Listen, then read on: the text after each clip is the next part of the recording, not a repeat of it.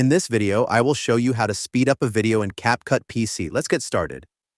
Open CapCut on your computer. Start a new project by clicking on the Create Project button.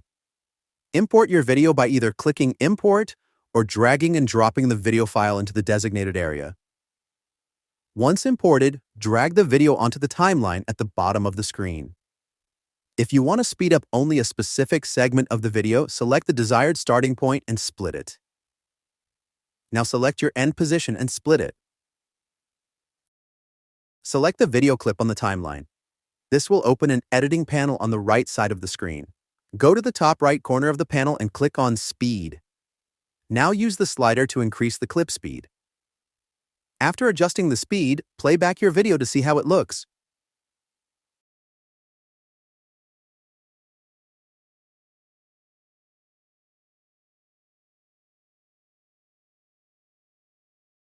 Once satisfied with the editing, click on Export to save your edited video.